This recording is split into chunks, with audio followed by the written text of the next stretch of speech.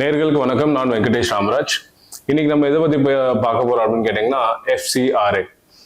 இப்போ சமீபத்தில் பாராளுமன்றத்தில், அதாவது வந்து மக்களவையில் பிஜேபி வந்து இந்த FCRA அமெண்ட்மெண்ட் பில் அப்படின்னு சொல்லிட்டு ஃபாரின் கான்ட்ரிபியூஷன் ரெகுலேஷன் ஆக்ட், அதாவது வந்து வெளிநாட்டில இருந்து நம்ம தன்னார்வ நிறுவனங்கள், கல்வி குழுமங்கள் இவங்களாம் வந்து நிதி திரட்டி அவங்க வந்து அவங்களோட நிறுவனத்தை நடத்துறதுக்காக பணம் வாங்குறாங்க இல்லையா, அதை தான் வந்து FCRA அப்படின்னு சொல்றாங்க.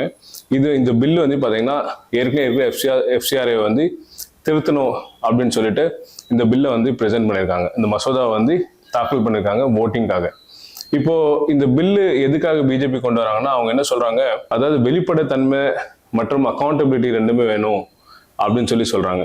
இப்போ நம்ம வந்து இது ஏன் வெளிப்படைத்தன்மை இருக்கா இல்லையா அப்படின்னு பார்க்கணும்னு சொன்னா 1976க்கு போனோம். 1976ல பார்த்தீங்கன்னா அன்னை இந்திரா காந்தி அவர்கள் வந்து முதல் முறையாக வந்து இந்த FCRA வந்து கொண்டு வந்தாங்க. இது கொண்டு வந்தது காரணம் என்னன்னா, ஏற்கனவே வந்து நேஷனல் இன்ட்ரெஸ்ட் நிறைய வந்து பணம் வந்து உள்ள வர பணங்கள் வந்து மிஸ்யூஸ் பண்ணப்படுது, தவறான வழியில் பயன்படுத்தப்படுது அப்படின்னு சொல்லிட்டு இந்த சட்டத்தை கொண்டு வந்தாங்க. இந்த சட்டத்தை கொண்டு வந்ததுக்கு அப்புறம் எப்படி ஒழுங்குபடுத்துறாங்க அப்படின்னு கேட்டீங்கன்னா, ஒவ்வொரு பணமும் வந்து உள்ள இந்தியாவுக்குள்ள வருதுன்னு சொன்னா அவங்க வந்து எங்க செலவழிச்சிருக்காங்க, எப்படி செலவழிச்சிருக்காங்க அப்படின்னு சொல்லிட்டு ஒவ்வொரு தன்னார்வ நிறுவனங்கள் NGOs வந்து பாத்தீங்கன்னா அக்கௌண்ட்ஸ் ஃபைல் பண்ணும்.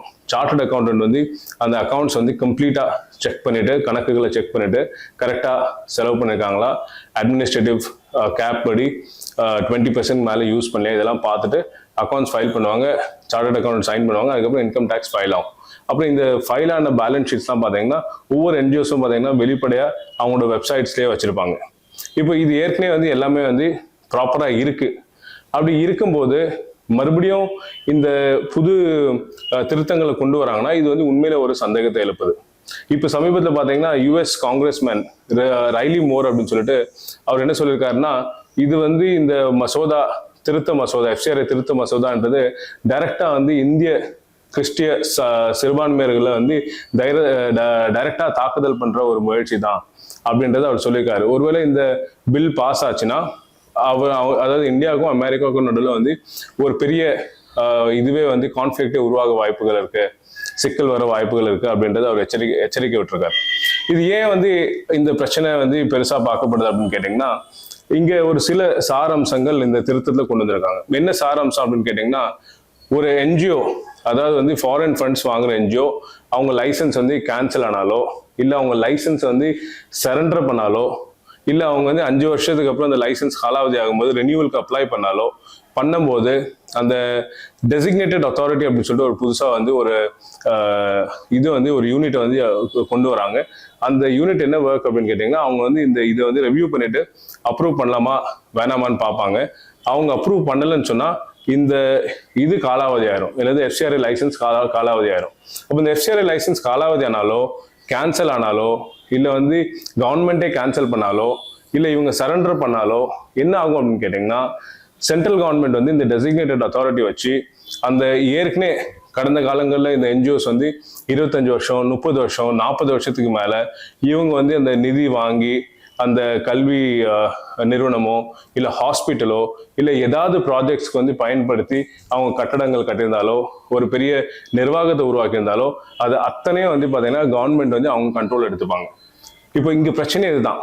NGOs என்ன சொல்றாங்கன்னா, FCRA ரெனியூவலில் ப்ராப்ளம் ஆனாலோ, இல்லை நாங்கள் சரண்டர் பண்ணாலோ, இருக்கிற கடந்த 30-40 வருஷத்துல வந்து இவங்க கஷ்டப்பட்டு உருவாக்குன நிறுவனங்கள் எல்லாத்தையுமே வந்து கவர்மெண்ட் கையில் எடுத்துப்பாங்க. இது எந்த விதத்துல நியாயமாகும்?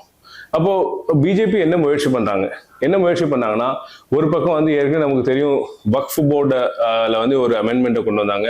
இந்த வக்ஃப் போர்ட் ப்ராப்பர்ட்டிஸ் எல்லாம் இவங்க கண்ட்ரோல் எடுக்கணுன்ற முயற்சி பண்ணாங்க.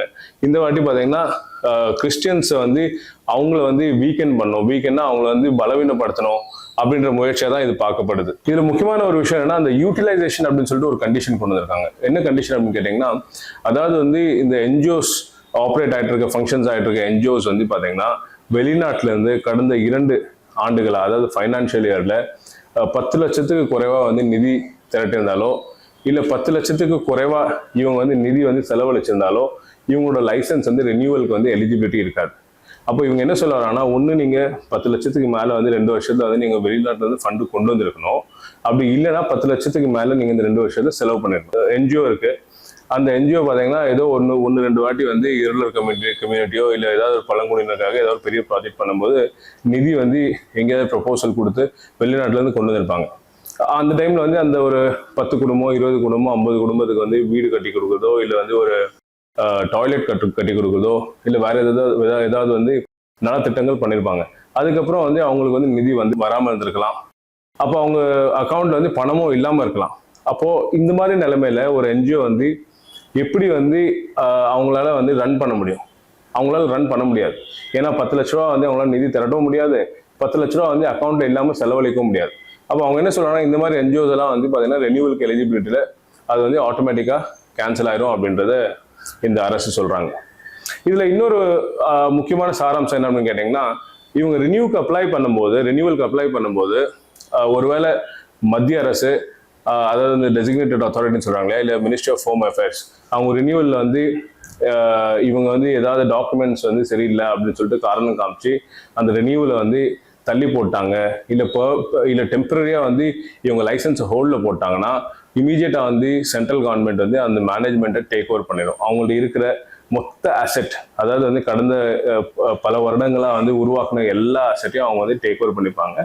டேக் ஓவர் பண்ணி என்ன பண்ணுவாங்க அப்படின்னு கேட்டீங்கன்னா, அந்த என்ஜிஓட அக்கௌண்ட்ல ஃபண்ட்ஸ் இருந்தால், பணம் இருந்தால் அந்த நிறுவனத்தை வந்து இவங்க நம்ம வந்து சென்ட்ரல் கவர்மெண்டோட டிபார்ட்மெண்ட்டோட சூப்பர்விஷன்ல அது வந்து தொடர்ந்து செயல்படும் ஒரு சில மாதத்துக்கு. அதுக்கப்புறம் அந்த லைசன்ஸ் வந்து ரினியூவல் பண்ண முடிஞ்சால் அந்த என்ஜிஓக்கு திருப்பி கொடுக்கப்படும். அப்படி ஒரு லைசன்ஸ் கேன்சல் ஆயிடுச்சுன்னா பெர்மனண்டா அந்த நிறுவனம் பண்ணிட்டு இருக்கிற எல்லா ஆப்ரேஷன்ஸும் வந்து கம்ப்ளீட்லி ஷட் டவுன் பண்ணிடுவாங்க.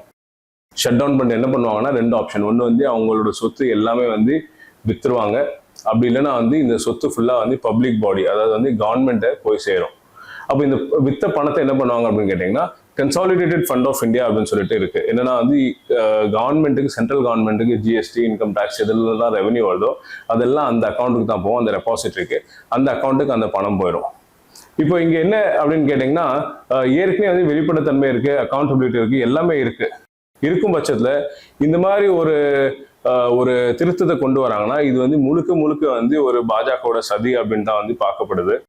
ஏன்னா வந்து இந்த பில்லு, இந்த திருத்தமே என்ன அப்படின்னா, இந்த கிறிஸ்துவ சிறுபான்மையர்களை முழுக்க வந்து பலவீனமாக்கணும்.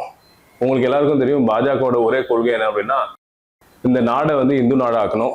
2028க்குள்ள, அதாவது அடுத்த 2029 தேர்தல் வர்றதுக்கு முன்னாடி இந்த நாடை வந்து இந்து நாடாக்கணும். அப்படி இந்து நாடா ஆக்கணும்னு சொன்னா இங்க இருக்கிற சிறுபான்மையர்கள் பலவீனமா இருந்தா மட்டும் தான் இந்து நாடா ஆக்க முடியும்.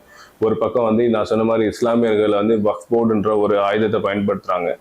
இங்க வந்து எஃப்சிஆர்ஏ என்ற ஒரு ஆயுதத்தை வந்து கிறிஸ்டியன்ஸ் வந்து பலவீனமாக்குறதுக்காக பயன்படுத்துறாங்க.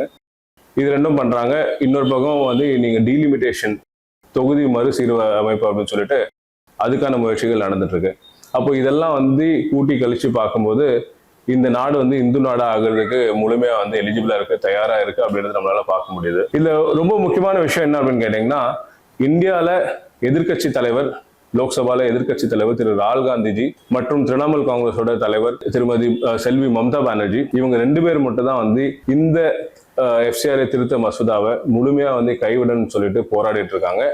இதை தவிர வந்து மற்ற எதிர்கட்சிகள், அதாவது வந்து நேஷனல் காங்கிரஸ் பார்ட்டி, அதோட தலைவர் வந்து பாத்தீங்கன்னா இவங்க சரத்பவார், சுப்ரியா சூலே இருக்காங்க. அதுக்கப்புறம் வந்து திமுக தலைவர் ஸ்டாலின் இருக்காங்க. இவங்க வந்து பாத்தீங்கன்னா முழுமையா வந்து இதை கைவிடுங்கன்னு சொல்லல. இவங்க என்ன சொல்றாங்கன்னா, ஜாயிண்ட் பார்லிமெண்டரி கமிட்டிக்கு வந்து இதை சென்ட் பண்ணுங்க, அவங்க வந்து அங்க ஆய்வு பண்ணட்டும் அப்படின்றாங்க. ஜாயிண்ட் பார்லிமெண்டரி கமிட்டின்றது என்னன்னா, லோக்சபா, ராஜ்யசபால இருக்கிற உறுப்பினர்கள் வந்து அனைத்து கட்சிகள்ல இருந்து வந்து சரிசமமா வந்து உறுப்பினர்களை வந்து ப்ரொபோர்ஷனேட்டா வந்து ஆட் பண்ணி ஒரு கமிட்டியை ஃபார்ம் பண்ணி அந்த கமிட்டி வந்து சீரா ஆய்வு பண்ணும்.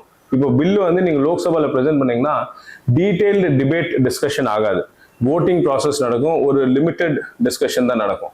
பட் ஜாயிண்ட் பார்லிமெண்டரி கமிட்டியில் என்ன ஆகும்னா, இந்த 2 அவைகளும் சேர்ந்த பிரதிநிதிகள், அதை இல்லாம வந்து இந்த எஃப்சிஆர்ஏ சம்பந்தப்பட்ட என்ஜிஓ, எக்ஸ்பர்ட்ஸ், லா மேக்கர்ஸ், இதை சம்மந்தப்பட்டவங்க எல்லாருமே வந்து இன்க்ளூட் பண்ணி அவங்களோட இதை வந்து என்னது கருத்தை கேட்கப்படும் அப்படின்னு சொல்றாங்க. இப்ப கருத்தை கேட்கப்படும் அப்படின்றது லீகலா நம்ம பாக்குறோம்.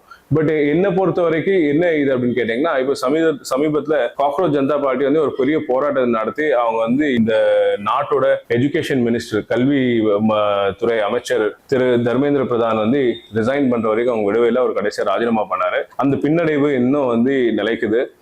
உங்களுக்கு எல்லாருக்கும் தெரியும், இந்த மான்சூன் செஷன் ஆஃப் பார்லிமெண்ட் 20ஆம் தேதி ஜூலை 20 ஸ்டார்ட் ஆச்சு. இன்னைக்கு வந்து ஆகஸ்ட் 13, கிட்டத்தட்ட 23 நாள் ஆகி அமித்ஷா அவர்கள் இதுவரைக்கும் வந்து பார்லிமெண்ட் உள்ள வரல. லோக்சபா உள்ள அவர் வந்து இதுவரைக்கும் வந்து சேம்பர்ல தான் உட்காந்துருக்காரு, ஃப்ளோர் ஆஃப் ஹவுஸ்க்கு வரவே இல்லை. ஏன் அப்படின்னு கேட்டீங்கன்னா, ராகுல் காந்திஜி வந்து இவர் வந்து ராஜினாமா பண்ணணும்னு சொல்லிட்டு போராட்டம் பண்ணிட்டு இருக்காரு. அப்படி இவங்களுக்கு வந்து நிறைய பின்னடைவுகள் வந்து ஒண்ணுக்கு அப்புறம் ஒண்ணு வந்துட்டே இருக்கு. அதனால இவங்க என்ன நினைக்கிறாங்கன்னா, இந்த ஜாயிண்ட் பார்லிமெண்டரி கமிட்டிக்கு வந்து இந்த பில்லை தள்ளி விட்டோம்னா ஒரு 2-3 மாசம் அங்க வந்து டிஸ்கஷன்ஸ் ஆகும் அப்படின்னு சொல்றாங்க. பட் இது வந்து டிஸ்கஷன்ஸ்க்கு இல்லை, இது வந்து கொஞ்சம் தள்ளி போடணும். கொஞ்சம் நிலைமை சீரானதுக்கு அப்புறம் ஒரு நாள் நைட்டு 12 மணி 2 மணிக்கு பார்லிமெண்ட்ல கொண்டு வந்து இதை பாஸ் பண்ணிடணும் அப்படின்றதான் இதோட முயற்சியை நான் பாக்குறேன். அப்போ நீங்க வந்து தமிழ்நாட்டு மக்கள் இவ்வளவு நாள் நீங்க பார்த்துட்டு இருக்கீங்க, திமுக வந்து பாத்தீங்கன்னா சிறுபான்மையர்களுக்கான கட்சி அப்படின்னு சொல்லி தொடர்ந்து சொல்லிட்டு இருக்காங்க. பட் அப்படி சிறுபான்மையர்களுக்கான கட்சியா இருந்ததால், சிறுபான்மையர்களோட வாழ்வாதாரம் அவங்களோட நலன் முக்கியம் அப்படின்னு திமுக நினைச்சிருந்தால் அவங்க வந்து ஜேபிசிக்கு வந்து அக்ரி பண்ணியிருக்க கூடாது. அவங்க என்னன்னா வந்து அவுட்ரைட்டா வந்து இந்த பில்லை வந்து நீங்க வந்து வித்ட்ரா பண்ணுங்க, இந்த மசோதாவை வந்து கைவிடுங்கன்னு சொல்லியிருக்கணும். இதுல இருந்து என்ன தெரியுதுன்னா வந்து திமுகவோட உண்மையான முகம் வெளிப்படுது. அதாவது வந்து இந்த தொகுதி சீரமைப்புல கூட வந்து பாத்தீங்கன்னா ஏற்கனவே வந்து அவங்க ஸ்ட்ராங்கா இருந்தாங்க. அதாவது வந்து இந்தியா பிளாக்ல காங்கிரஸ் கூட இருக்கும்போது ரொம்ப வந்து ஸ்ட்ராங்கா என்ன சொன்னாங்கன்னா, நாங்க வந்து இந்த டீலிமிட்டேஷனை வந்து ஆதரிக்க மாட்டோம் அப்படின்னு சொல்லி உறுதியா இருந்த திமுக இப்போ சமீபத்தில் திருச்சி சூர்யா என்ன சொன்னாருன்னா, நாங்க வந்து டீலிமிட்டேஷனோட சார அம்சங்கள் பார்ப்போம், அதுக்கப்புறம் நாங்க முடிவு பண்ணுவோம் அப்படின்னு சொன்னாரு. அப்போ அதோட மீனிங் என்னன்னா, அவங்க வந்து இன்னைக்கு அந்த ஸ்டாண்ட்ல இல்லை. அன்னைக்கு வந்து எதிர்த்தாங்க, இன்னைக்கு எதிர்க்கிற மனநிலையில இல்லை. அவங்க வந்து பாஜகவுக்கு வந்து இந்த டீலிமிட்டேஷனுக்கு ஆதரவு கொடுக்கறதுக்கு வாய்ப்புகள் இருக்கு, வாக்கு அளிக்கிறதுக்கு வாய்ப்புகள் இருக்கு. இப்போ இந்த விஷயத்தை எஃப்சிஆர்ஏ திருத்த மசோதா கூட வந்து இவங்க வந்து அதுக்கு வந்து ஓட் போடுறதுக்கு வாய்ப்புகள் இருக்கு. இது நம்ம வருங்காலத்து தான் வந்து இதை என்ன நடக்கும்னு பார்ப்போம். இந்த காணொலியை நீங்க பார்த்துட்டு இருக்கீங்க. இந்த காணொலியில வந்து நம்ம இந்த எஃப்சிஆர்ஏ பத்தி டீட்டெயிலா டிஸ்கஸ் பண்ணோம். இதை பத்தின கருத்து, உங்களோட கருத்து என்ன? இந்த மத்திய அரசு இந்த திருத்தங்களை கொண்டு வரணுமா, இல்ல வந்து முழுக்க கைவிடணுமா அப்படின்ற உங்களோட கருத்தை வந்து இதுல கண்டிப்பா பதிவு பண்ணுங்க. இந்த காணொலியை பார்த்ததுக்கு மிக்க நன்றி. அதே மாதிரி இந்த சேனல்ல வர தொகுப்புகளை வந்து அனைத்தையும் வந்து தொடர்ந்து பார்த்து உங்களோட ஆதரவை தெரிவிங்க. ரொம்ப நன்றி.